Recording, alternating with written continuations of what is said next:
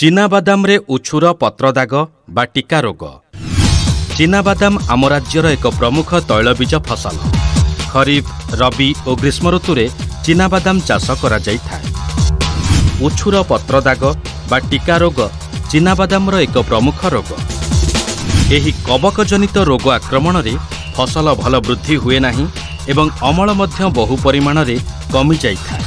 ସାଧାରଣତଃ ଖରିଫ ଋତୁରେ ମଞ୍ଜି ଲଗାଇବାର 45ରୁ 55 ଦିନ ପରେ ଏବଂ ରବି କିମ୍ବା ଗ୍ରୀଷ୍ମ ଋତୁରେ 32ରୁ 40 ଦିନ ପରେ ପତ୍ରର ତଳ ପାଖରେ ଗାଢ଼ କଳା ଦାଗ ଦେଖାଦିଏ। ପରେ ଏହି ଦାଗଗୁଡ଼ିକ ମିଶିଯାଇ ପୂରା ପତ୍ରକୁ ମାଡ଼ିଯାଏ।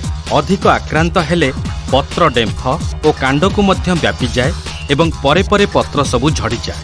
ଫଳରେ ଗଛର ବୃଦ୍ଧି କମିଯିବା ସହ ଅମଳ ମଧ୍ୟ କମିଯାଇଥାଏ। ଉଛୁର ଟିକା ରୋଗର ପରିଚାଳନା। 1 କିଲୋଗ୍ରାମ ବିହନ ପ୍ରତି କାର୍ବୋକ୍ସିନ୍ 37.5% ସହିତ ଥିରାମ୍ 37.5% ମିଶ୍ରିତ ଫିମ୍ପିନାଶକ 2 ଗ୍ରାମ କିମ୍ବା କ୍ୟାପ୍ଟାନ୍ 2.5 ଗ୍ରାମ ବା ଥିରାମ୍ 3 ଗ୍ରାମରେ ବିହନ ବିଶୋଧନ ନିଶ୍ଚିତ ଭାବରେ କରନ୍ତୁ। 10 ଦିନ ବ୍ୟବଧାନରେ କାର୍ବେଣ୍ଡାଜିମ୍ 12% ସହିତ ମାଇକ୍ରୋଜେବ୍ 63% ମିଶ୍ରିତ ଫିମ୍ପିନାଶକ 1 ଲିଟର ପାଣିରେ 2 ଗ୍ରାମ କିମ୍ବା ପ୍ରୋପିକୋନାଜଲ୍ 25% ଇସି 1 ଲିଟର ପାଣିରେ 1 ମିଲିଲିଟର ମିଶାଇ ସିଞ୍ଚନ କରନ୍ତୁ।